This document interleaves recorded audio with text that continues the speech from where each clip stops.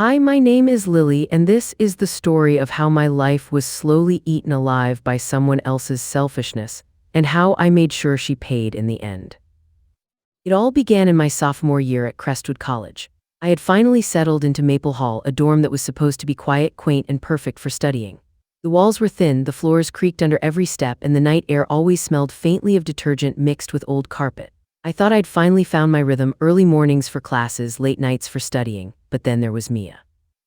Mia was impossible. Not cruel, not outright malicious, just inconsiderate in the most infuriating way. Every night without fail she would crank her speakers so loud that the bass made my chest vibrate. Pop music, remixes, random YouTube tracks. She had a whole repertoire that she played at 1, 2, sometimes 3 a.m., and it wasn't the occasional late-night jam. It was a full-blown performance, as if the entire dorm needed to witness her taste in music. I tried reasoning. "Hey Mia, could you maybe keep it down a bit tonight? I have an exam tomorrow." She smirked and said, "Relax, it's college, Lily, live a little," and then inevitably turned it up. That was the moment I realized reasoning with her was useless. My friend Zoe noticed my frustration almost immediately. We'd meet in the common room late at night, her soft lamp light casting shadows across the worn furniture, and I'd vent. "I can't sleep, Zoe, I have classes, tests, I need peace." She'd sigh, her expression half amused, half sympathetic. Sounds like someone's begging for a taste of their own medicine. I laughed nervously, thinking she was joking, but the seed had been planted. A week later, after another sleepless night before my calculus midterm, I realized joking wasn't enough. I needed action. That night, Zoe and I plotted quietly in the small corner of my room under the dim glow of my desk lamp. We mapped out her schedule. Mia slept late, usually until noon. She hated mornings more than anything. Her playlist, though deafening at night, was predictably absent in the early hours. That was our opening. We would start early, 6:30 a.m. sharp.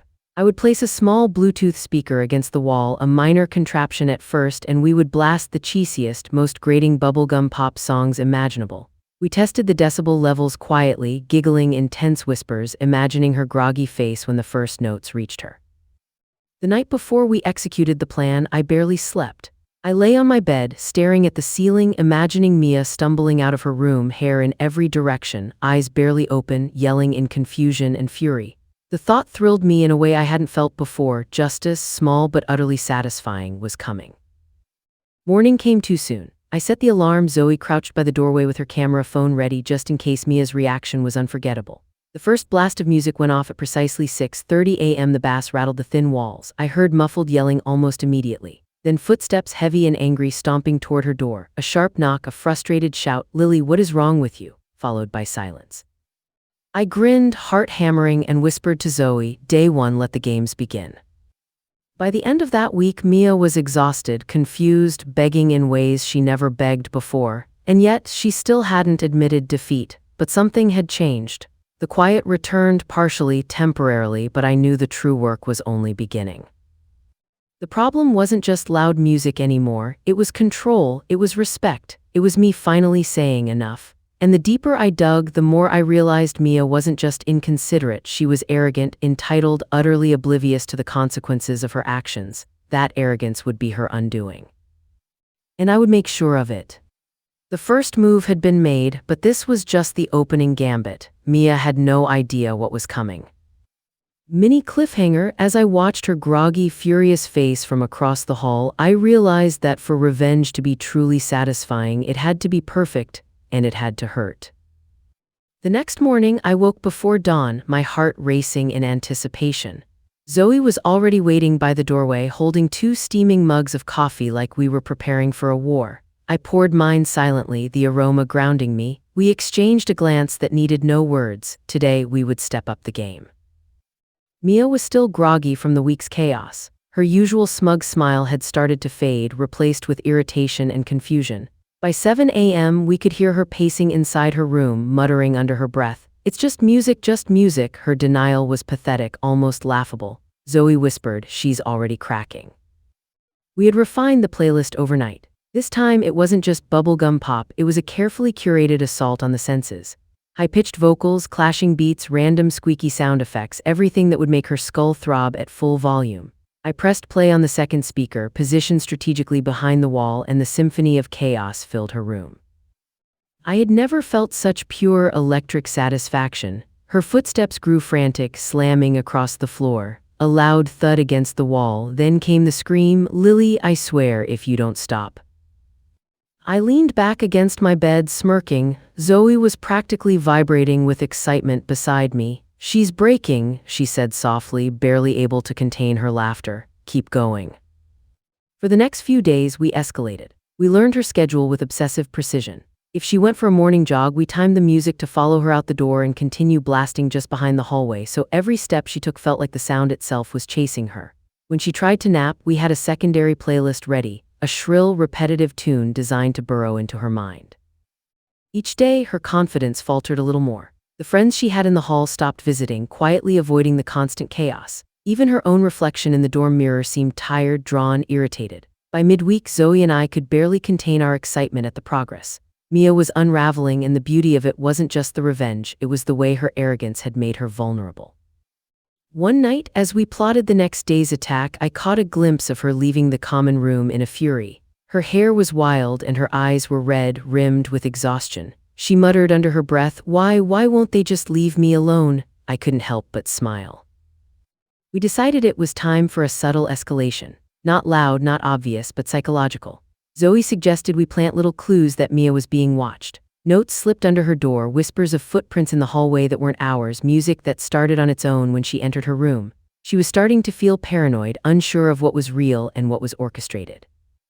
It was slow, deliberate, like watching a spider carefully spin its web. Mia didn't know whether to lash out or retreat. Her frustration was mounting into something deliciously tense. And then it happened. That morning, I woke to silence. No pounding bass, no squeaky pop hits, nothing. I frowned and checked the wall. Zoe nudged me, whispering, "Maybe she's giving up." I didn't want to believe it. Mia never gave up, not like this. I grabbed my phone and peeked down the hall.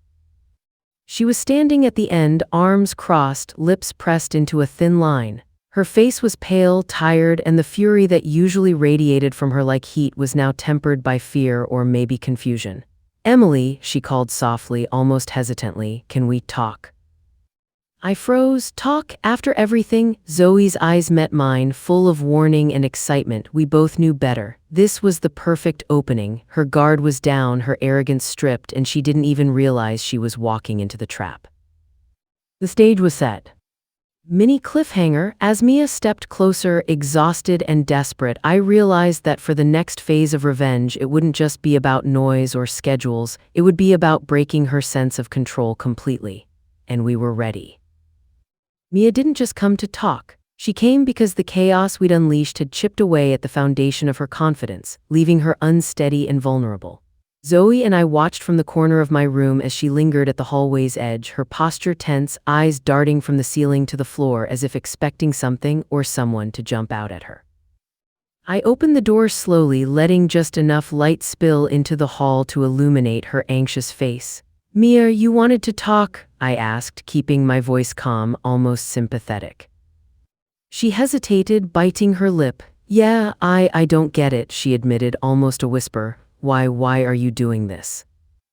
I stepped closer, letting a small smirk curl my lips. "Doing what, Mia? I haven't done anything." My voice was light, almost casual, but there was an undercurrent of something darker, something she didn't understand yet. Zoe stayed behind me, leaning against the wall, her arms crossed. She had her phone ready, recording subtle reactions, tiny flickers of panic in Mia's eyes, trembling fingers. We had learned that the smallest details mattered. Over the next few days, we began the psychological stage. It wasn't just music anymore. It was timing, unpredictability, subtle manipulation. Lights would flicker in her room, music would start and stop when she least expected it, her personal items slightly moved from one side of the room to another. Nothing obvious enough to call anyone, nothing concrete, just enough to make her question her own mind. Mia began keeping a notebook, scribbling down events, trying to rationalize what was happening. Zoe whispered, "She's obsessed now, she's trying to track it, she's unraveling." One night, I slipped a tiny Bluetooth tracker into her laptop bag. Zoe and I had mapped out when she left her room, how she walked to classes, even when she got food in the cafeteria. We created a system where a little coincidental music would follow her through the hallways, a ghostly echo of the chaos she thought she could escape. By day 5, she was exhausted. Her friends noticed she was jumpy, distracted. A spilled coffee, a forgotten assignment, an awkward encounter in the common room. Mia was unraveling, and the more she tried to regain control, the faster it all slipped from her fingers. One morning, she barged into my room, eyes wild, hands trembling. "Emily, Zoe, I can't take it anymore. You're everywhere. I don't know what's real." I leaned back against my desk, keeping my tone almost innocent. "Zoe and I, everywhere. Mia, are you sure?" Her panic was intoxicating. The air in the room seemed to thicken with tension. Zoe, always the quieter partner in crime, stayed calm, letting Mia's fear feed the momentum. "Maybe it's just stress," she said softly, her eyes sharp and calculating. "College is tough, right?" Mia staggered back, muttering to herself. She was losing it, the arrogance, the confidence, the smugness that had made her so infuriating. All gone, now there was only desperation and a hint of terror. That night, we took it a step further. Zoe suggested a voice-activated recording prank, an app that played pre-recorded phrases in response to Mia's movements. We set it up so that every time she entered her room, she would hear faint whispers. Lily, Zoe, watching, just quiet enough to make her doubt herself without anyone else hearing. When Mia returned from dinner, the first whispers hit. Her face drained of color. She froze, eyes scanning the corners of the room. No, this isn't real," she whispered, her voice cracking. But it was. Every sound, every flicker, every subtle shift in her environment was orchestrated. Zoe nudged me, smiling. "She's officially scared now, perfect." I grinned, the thrill of control pulsing through me. We weren't done, not by a long shot. This was the stage where Mia would truly understand the consequences of her arrogance. And by the end of it, there would be no trace of her pride left, only the humiliating reality that she had underestimated me. Mini cliffhanger. As I watched her back away, trembling, the realization hit me. This wasn't just revenge anymore. It was art. And Mia was about to be the masterpiece. By the end of the second week, Mia wasn't just frazzled, she was unraveling entirely. The dorm halls had become her personal battlefield, and Zoe and I were the unseen generals orchestrating every move. Every day we refined the plan, pushing her paranoia higher, feeding the cracks that had formed in her confidence. It was Zoe who suggested the next stage. "Lily," she whispered late one night, crouched over my desk, "she's used to us controlling things behind the scenes, but what if we make the world see public humiliation that will stick forever?" I raised an eyebrow. "Public?" Zoe grinned, eyes glinting. "Cafeteria, common lounge, everyone in the hall. She's too frazzled to even realize what's happening until it's too late." We spent the next few days preparing. We recorded subtle moments of her freakouts, the whispers, the stumbling, the way she practically flinched at every noise. Then we combined it with a clever twist. We created a fake campus alert that would play on the dorm's digital notice boards, announcing a surprise fire drill, only timed to coincide with her most chaotic morning routines.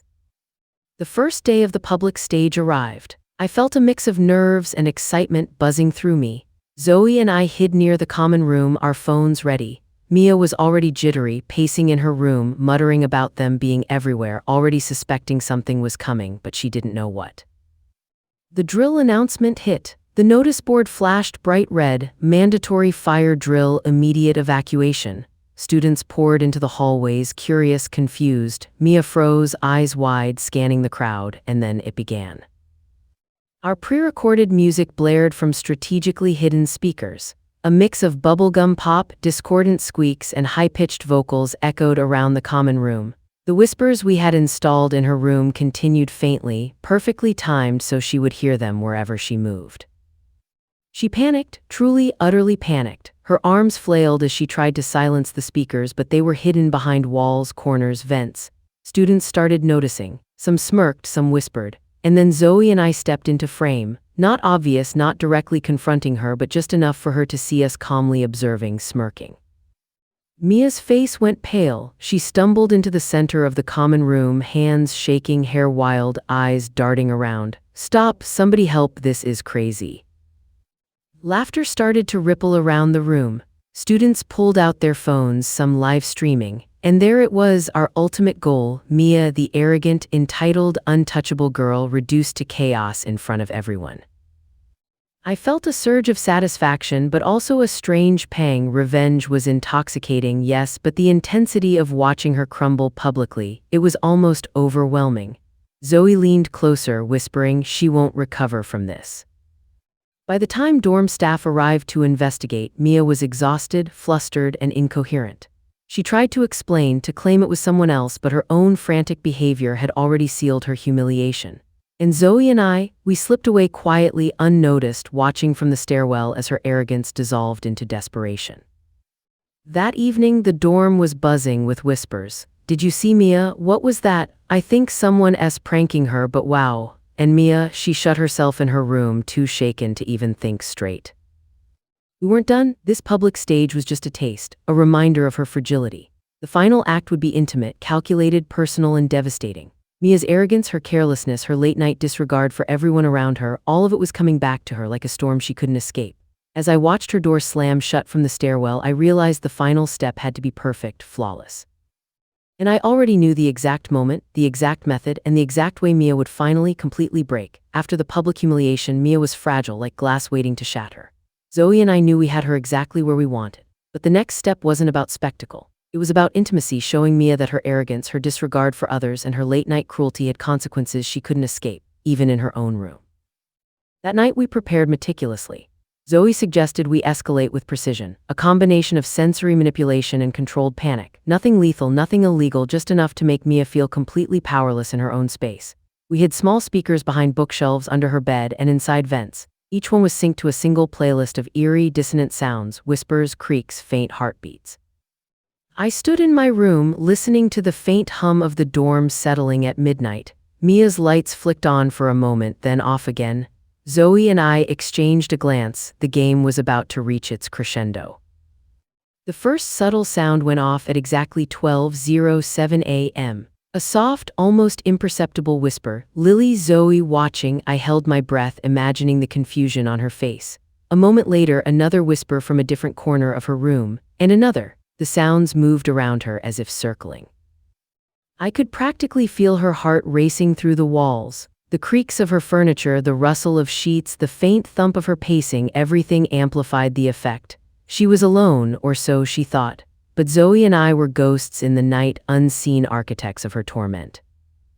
Over the next hour, we escalated subtly but deliberately. The whispers grew slightly louder, the tempo of faint tapping sounds quickened, and every once in a while, a random song snippet from her hated playlist would cut through the chaos. Mia's pacing turned frantic. She yanked at cords, pulled books from shelves, tried to turn off lights, slammed doors, nothing worked.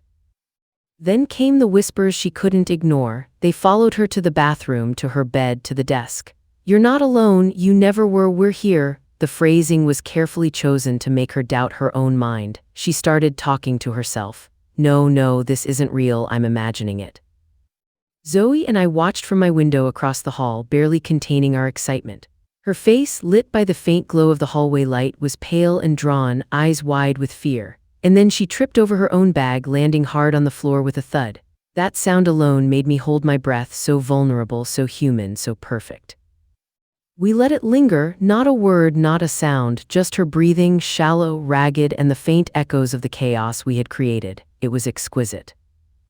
After nearly 2 hours, she collapsed on her bed, shaking, exhausted, and whispering apologies into the empty room as if the walls themselves were listening. Zoe whispered to me, "She's finally broken." But the masterpiece wasn't complete yet. The final act had to be direct, undeniable, something that would etch the lesson into her memory forever. We wanted her to understand that every sleepless night, every disregard for others, every laugh at our frustration had consequences. And tonight, she would finally feel them all. I sent Zoe a quick nod, time to deliver the coup de grace. We would finish this cleanly, perfectly, leaving no room for denial, no escape, no arrogance. Mini cliffhanger. As I quietly approached Mia's door for the final move, I realized this was the moment that would define the entire story. And I knew she would never forget it. By now, Mia was completely unraveling. Her arrogance, the way she had laughed off every warning, every plea, every quiet act of frustration, it was gone. She was exhausted, paranoid, and utterly defenseless. Zoe and I knew the moment had arrived to deliver the final act of revenge, the one that would be impossible for her to ignore, forget, or deny. I crept down the hallway, Zoe following close behind, our steps light against the creaking floor. The dorm was silent except for the faint hum of the night. Mia's room was at the far end, the door cracked open slightly, just enough to let us glimpse her silhouette huddled on the bed. She looked smaller somehow, defeated, her wild hair draped over her face like a curtain hiding the chaos behind her eyes. I took a deep breath and stepped closer. "Mia," I said, my voice calm but firm, echoing slightly in the hallway. Her head snapped up, her eyes were wide, pupils dilated with fear. "Lily, what are you doing?" I smiled faintly. "I think you know, Mia, you had a choice. Every night, every time you blasted your music, every time you ignored the people around you, you chose to be inconsiderate. You chose to disrespect everyone in this dorm, and now it's your turn." I pressed the remote in my hand. Suddenly, the room erupted in coordinated chaos, whispers from every hidden speaker, the random snippets of her most hated songs, and a series of carefully timed taps and knocks from the walls and furniture. But this time it was amplified, unrelenting. The sounds swirled around her, making it impossible to know where they were coming from. Mia screamed, staggering to her feet. "Stop, Lily, Zoe, please, I can't." Zoe stepped into view, calm and collected, holding another small speaker. "It's over, Mia, we're done playing games. This is the result of your choices." Mia's face crumpled, the arrogance gone. She sank to the floor, trembling, tears streaming down her cheeks. I didn't mean." I knelt down to her level, letting my calm demeanor contrast with the storm she was experiencing. "You didn't care, Mia, that's the difference. You never cared about anyone else. Now you see what it feels like." We watched as the realization hit her fully. The music, the whispers, the subtle chaos, they had broken her. Her friends from the hall peeked through the door, whispering amongst themselves, some smirking, some just watching in disbelief. Mia's humiliation was complete, and this time it wasn't just temporary. The memory of this night of being exposed and vulnerable would linger forever. And then, as suddenly as it began, we stopped. Silence fell. Every speaker, every sound device powered down. Mia looked around, shaking, disoriented, finally understanding the scale of what had happened. She was defeated not by chance, not by accident, but by deliberate, careful planning and persistence. I stood, letting the quiet fill the room. Zoe gave me a small, satisfied nod. Mia was still trembling, her gaze fixed on nothing, processing the lesson she had earned. I had given her exactly what she deserved, a mirror of her own inconsiderate, arrogant behavior magnified until she could no longer ignore it. Mia's door closed quietly behind us as we left the room. But in that silence, I realized something profound. The real revenge wasn't just in breaking her, it was in proving to myself that I could take control, set boundaries, and make someone who thought they were untouchable finally understand respect. The next morning, the dorm was quieter than it had ever been. Even the usual hum of chatter in the hallways felt muted, as if everyone knew something had changed. Mia didn't leave her room, she didn't appear in the cafeteria. The public whispers about her meltdown had spread quickly, and the reality was unavoidable. She had lost control, and everyone had noticed. Zoe and I sat in my room, nursing mugs of coffee, watching the hallway. "She's not going to recover quickly," Zoe said softly, her expression a mix of satisfaction and awe. "She finally understands the consequences." I nodded, feeling a strange mixture of triumph and calm. Watching Mia unravel had been intoxicating, yes, but it wasn't about cruelty, it was about justice.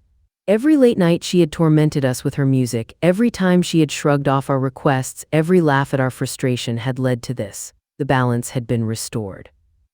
Over the next few weeks, Mia's behavior shifted dramatically. She avoided conflict, lowered her voice in the halls, and even started keeping to herself. The arrogance and entitlement that had once defined her was gone, replaced by quiet caution. She learned painfully and thoroughly that her actions had consequences and that people could and would fight back when pushed too far. Zoe and I maintained our friendship in the aftermath, laughing quietly at the memory of our intricate plan, our small victories, and the look on Mia's face the night it all came together. It was a story we would never forget, a lesson in persistence, creativity, and the quiet power of carefully executed revenge. But more importantly, it was a personal revelation for me. I realized that standing up for myself, taking control of a situation that had consumed my sleep, my focus, and my peace, was a victory far greater than any prank or humiliation. It wasn't just about making Mia pay, it was about reclaiming my own life, my own boundaries, and my own voice.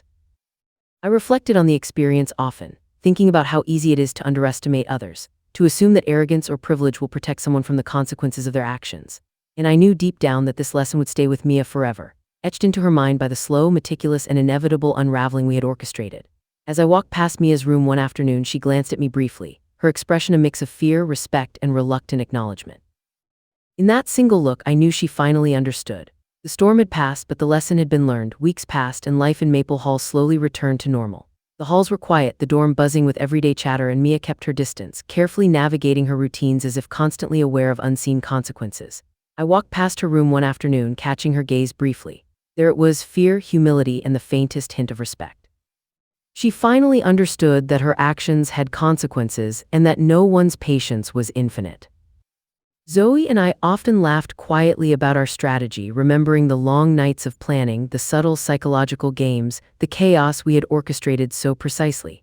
But the real satisfaction wasn't just in watching Mia crumble, it was in knowing that we had taken back control of our lives. I had reclaimed my peace, my sleep, and my sanity. The experience left me changed. I learned the power of strategy, patience, and observation. I learned that revenge doesn't have to be loud or brash to be devastating. It can be slow, deliberate, and psychological, hitting precisely where it hurts the most. And most importantly, I learned that standing up for yourself, defending your boundaries, and taking action against those who trample over you isn't just justified, it's necessary. Sometimes revenge isn't about being cruel. Sometimes it's about teaching a lesson that someone will never forget, about showing them that every choice has consequences, and about reclaiming your own dignity in the process. As for Mia, she was never the same again. The arrogance and entitlement that once drove her late-night concerts had vanished. And every time she stepped cautiously down the hall, careful not to disturb anyone, I couldn't help but smile quietly to myself. Justice had been served. If this story gave you chills, hit that like button and share it in the comments. The most satisfying revenge stories are the ones that make you feel the triumph alongside the protagonist. And don't forget to subscribe for more intense, cinematic stories where patience, cunning, and a little bit of chaos deliver justice in the most unforgettable way.